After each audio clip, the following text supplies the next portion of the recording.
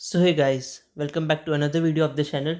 और आज ये हमारा मेटल्स एंड नॉन मेटल्स जो हमारा केमिस्ट्री का चैप्टर 5 है, ये उसका 5th पार्ट है।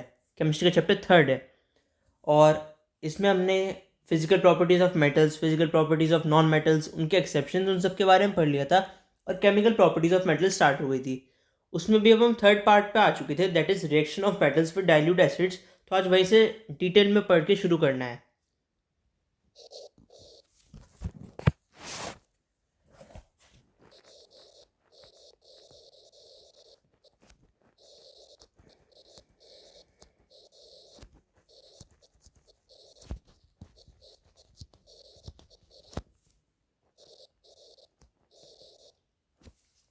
Reaction of metals with dilute acid, इसका मतलब क्या है?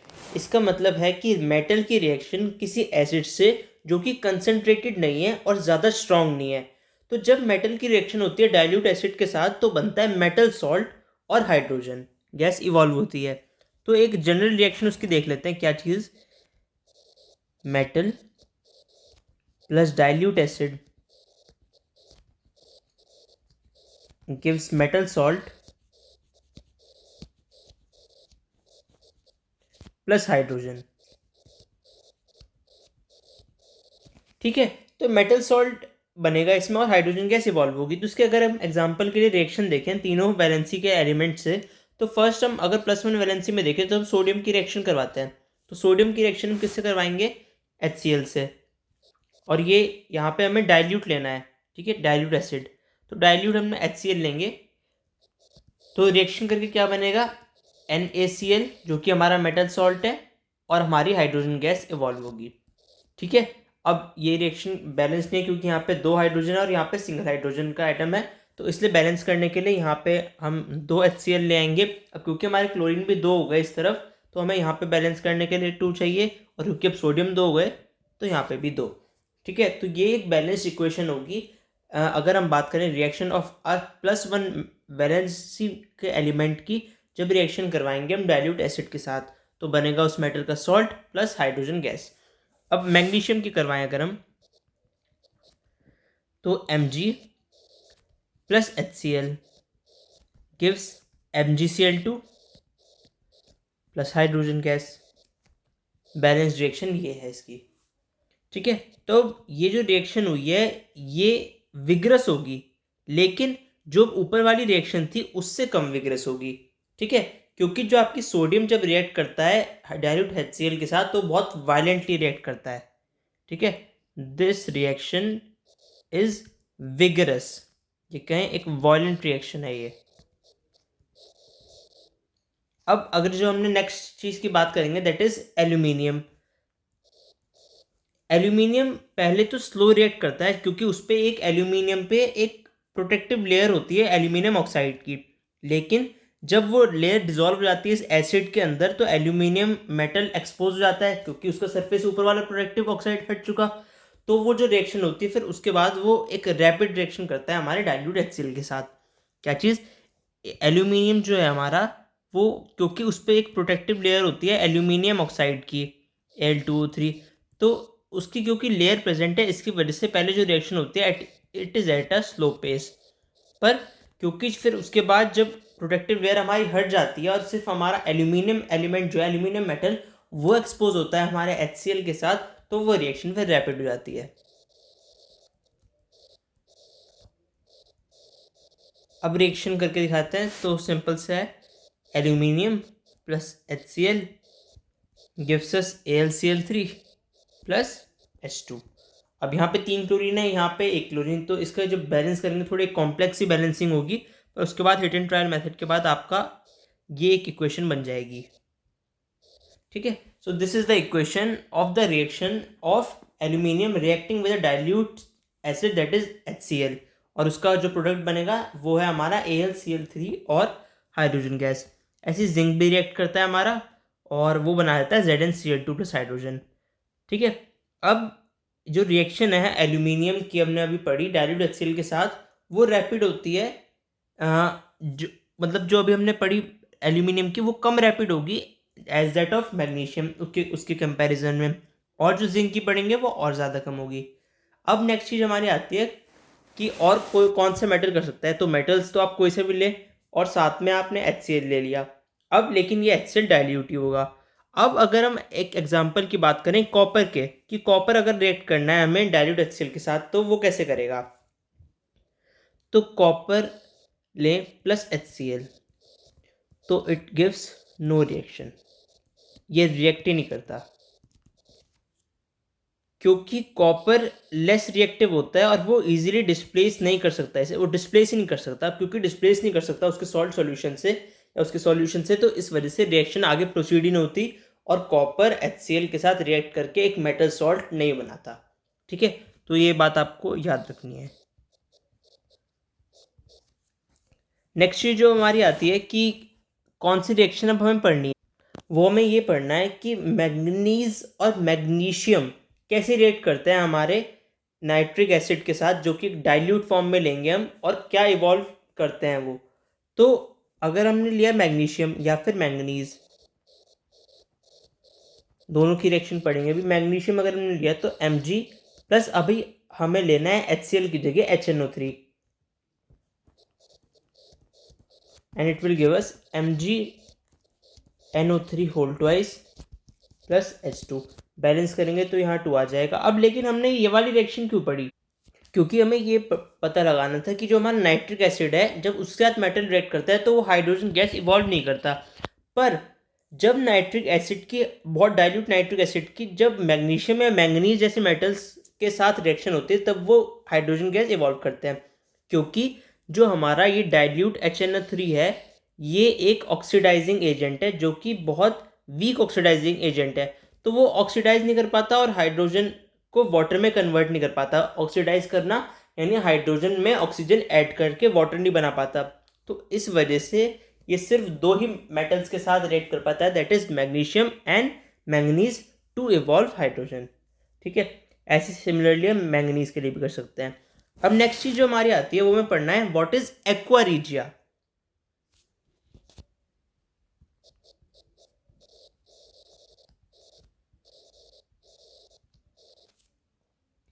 What is aqua regia.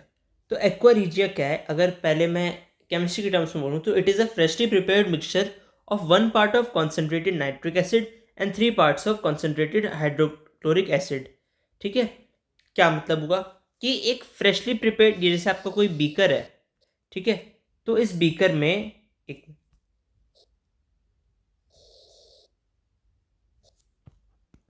में हम कब कहेंगे कि एक्वा रीजिया प्रेजेंट है, जब एक इसमें एक ऐसा मिक्सचर होगा जिसमें कॉन्सेंट्रेटेड नाइट्रिक एसिड का एक पार्ट होगा और HNO3 का एक पार्ट, और 3 पार्ट्स होंगे आपके कॉन्सेंट्रेटेड हाइड्रोक्लोरिक एसिड के। अभी 3 पार्ट का मतलब क्या, एक पार्ट का मतलब क्या, यानी जो रेशो होगा उनका दैट विल बी 1:3 HNO3 और HCl का।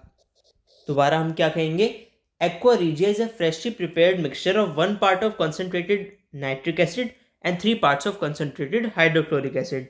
ठीक है, अब ये जो हमारा एक्वा रीजिया ये मिक्सचर बन के आता है, ये सॉल्यूशन है, इट इज हाईली कोरोसिव। ठीक है, हाईली कोरोसिव, हाईली कोरोसिव है, और मतलब इसका मतलब क्या हुआ, इसका मतलब है कि इसकी वजह से कोरोजन हो सकता है किसी मेटल का।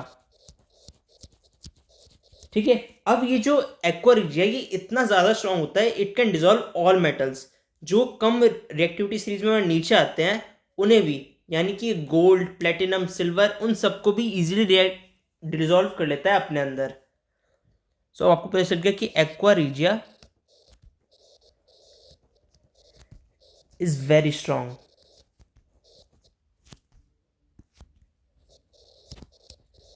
It can dissolve even metals like gold, platinum, इन सबको भी वो डिजोल्व कर लेता है अपने अंदर। ठीक है, अगर हम बात करें कि कैसे पता चला कि हमें स्ट्रांग है, कि मेटल्स तो किसी में भी डिजोल्व होते हैं नहीं, जो हमारा कॉन्सेंट्रेटेड HCl होता है जो कि एक बहुत स्ट्रांग एसिड माना जाता है, वो भी इन मेटल्स को डिजोल्व इजीली नहीं कर सकता। पर अगर हम बात करेंगे अपने एक्वा रिजिया की, so it can easily dissolve it. तो इससे पता चल रहा है कि एक्वा रिजिया जो हमारा मिक्सचर बन के आता है, it is highly corrosive as well as fairly strong. ठीक है, अब अगर हमें बात करनी है कि कौन से, जैसे अभी हमने ऊपर पढ़ा कि कॉपर ने रिएक्शन नहीं दी HCl के साथ, क्योंकि वो उसे डिस्प्लेस नहीं कर पाया और वो रिएक्टिविटी सीरीज में उसके नीचे था। तो रिएक्टिविटी सीरीज क्या हुई कि उसकी वजह से रिएक्शन नहीं कर पाया। तो अब हमें वो पढ़ना है कि अगर कोई एक पूरी सीरीज होती है रिएक्टिविटी सीरीज, यानी एक ऐसा अरेंजमेंट होता है एक वर्टिकल कॉलम में कि ऊपर से नीचे तक जो रिएक्टिविटी है वो डिक्रीज होती जा रही है, और जो मेटल सबसे ऊपर है वो सबसे ज़्यादा रिएक्टिव होता है, सबसे नीचे वाला कम रिएक्टिव। ठीक है, तो ऐसी एक पूरी सीरीज होती है, उसके बेसिस पे हम डिसाइड कर लेते हैं कि कोई मेटल दूसरे को डिस्प्लेस कर लेगा क्या उसके सॉल्यूशन में से, और फिर नया कंपाउंड बनाएगा। अब क्योंकि अभी हमने पढ़ा कॉपर HCl को नहीं कर पाया, इसका मतलब कॉपर हाइड्रोजन से नीचे है और उससे डिस्प्लेस नहीं कर पाया। तो अब देख लेते हैं ये रिएक्टिविटी सीरीज है कौन सी, ये क्या क्या एलिमेंट्स में आते हैं। तो ये होती है हमारी reactivity series, potassium, sodium, calcium, magnesium, aluminium, carbon, zinc, iron, tin, lead, hydrogen, copper, silver, gold, platinum. ठीक है, तो ये आपको याद रखनी है, पर हाँ थोड़ा टफ हो जाता है याद रखने में। तो इसके लिए आपको एक इजी लैंग्वेज में अगर आपको याद रखना है तो आप ये याद कर सकते हैं कि पी, जैसे एक पूरा सेंटेंस बनाते हैं जिससे हमें याद हो जाए कि उसका पहला लेटर क्या है और हमें एलिमेंट पता चल जाए। तो please stop calling me A zebra, careless zebra, carbon भी है बीच में, careless zebra, instead try learning how copper saves gold. और वैसे इसमें प्लेटिनम भी आता है। ठीक है, तो please stop calling me a careless zebra, instead try learning how copper saves gold. Please stop calling me a careless zebra, instead try learning how copper saves gold. तो ये आपको याद रखना है। वैसे हम बात करें तो potassium, sodium, calcium, magnesium, aluminium, carbon, zinc, iron, tin, lead, hydrogen, copper, silver, gold and platinum. इसमें पोटेशियम हमारा सबसे ज़्यादा रिएक्टिव होता है, और जो आपका गोल्ड है, प्लेटिनम है, that is the least reactive. Least reactive यानी सबसे कम रिएक्ट कर पाता है ये। तो पोटेशियम क्योंकि सबसे ज़्यादा रिएक्टिव है, इसलिए हम ये रिएक्टिविटी सीरीज में ऊपर की तरफ आया। अब आप ये देखेंगे इस सीरीज में, आपने ये नोटिस किया होगा कि इसमें सारे मेटल्स हैं, potassium, sodium, calcium, magnesium, aluminium, zinc, iron, tin, lead, copper, silver, gold, platinum. लेकिन दो इसमें नॉन मेटल्स भी हैं, कार्बन, हाइड्रोजन। तो इन नॉन मेटल्स को क्यों रखा मेटल्स की रिएक्टिविटी सीरीज में? तो इन दोनों को रखने का रीज़न ये है कि क्योंकि हमें पता है मेटल्स कैटायन फॉर्म करते हैं बाय लूजिंग इलेक्ट्रॉन्स। अब ये जो आपका हाइड्रोजन है ये भी इलेक्ट्रॉन लूज करता है और पॉजिटिव आयन बनाता है, जो कि हमारे H पॉजिटिव आयन्स होते हैं। और कार्बन के पास क्योंकि 4 वैलेंस इलेक्ट्रॉन्स है, तो वो आइदर 4 गेन करेगा या 4 लूज करेगा। पर सिंप्लिसिटी के लिए अगर हम माने कि कार्बन 4 इलेक्ट्रॉन्स लूज कर रहा है, तो इसका मतलब वो जो लूज करने के बाद एक कैटायन बनाएगा, तो इसलिए उसे भी इस रिएक्टिविटी सीरीज में रखा गया है। तो अगर ये आपको एक वो लग रहा है कि क्यों रखा गया है कार्बन और हाइड्रोजन को मेटल्स की रिएक्टिविटी सीरीज में, तो हाँ इसका कई बार क्वेश्चन भी बन जाता है कि क्यों रखा गया, उसका रीज़न यही है। और इसीलिए हमने इन्हें ब्रैकेट में रखा है कि अलग से पॉइंट आउट या हाईलाइटेड हो जाए कि कार्बन और hydrogen even though being non metals are placed in the metal reactivity series, carbon and hydrogen, बाकी सारे मेटल्स ही हैं। इस रिएक्टिविटी सीरीज में ही अभी हमें आगे और डिटेल में पढ़ना होगा, क्योंकि इस रिएक्टिविटी सीरीज से ही बहुत क्वेश्चन बन सकते हैं कि कौन कौन से हाइड्रोजन से ज़्यादा रिएक्टिव है, कौन से कम रिएक्टिव है। जो रिएक्शन हमें पढ़नी होगी इस रिएक्टिविटी सीरीज के बेस पे कौन कौन से क्वेश्चन आ सकते हैं, कौन कौन से रीज़न आ सकते हैं, वो सब अभी हम अगली वीडियो में पढ़ेंगे। तो फिलहाल आज के लिए बस इस वीडियो में इतना ही। हमने आज ये पढ़ लिया कि क्या हमारा एक्वा रिजिया होता है, क्या रिएक्शन होती है मेटल्स की डाइल्यूट एसिड्स के साथ, कैसी रिएक्शन होती है, स्लो पेस पे होती है, रैपिड होती है, वॉलेंट होती है, सोडियम, मैग्नीशियम, एल्यूमिनियम की। हमने ये पढ़ा कि कॉपर रिएक्शन नहीं करता क्योंकि वो उसे डिस्प्लेस नहीं कर पाता, और उसका पूरा रीज़न अभी हमने रिएक्टिविटी सीरीज़ आपने देखी तो उसमें पता चल गया होगा। अब ये जो कॉपर है ये हाइड्रोजन के नीचे आ रहा है, तो इसका मतलब ये इसे डिस्प्लेस नहीं कर पाएगा, तो इसकी वजह से रिएक्शन वहाँ पे अकर नहीं हो पाई थी। हमने एक्वा रिजिया पढ़ लिया, it's a freshly prepared concentrated a mixture of concentrated HNO3 and concentrated HCl in the ratio of 1:3 और बहुत स्ट्रॉन्ग होता है, सब मेटल्स को डिजोल्व कर लेता है, गोल्ड और प्लेटिनम वगैरह। और रिएक्टिविटी सीरीज हमने पढ़ ली। फिलहाल आज के लिए बस इस वीडियो में इतना ही। Thanks for watching this video. आपका कोई भी सजेशन हो please comment down below and if possible please subscribe the channel. Thank you.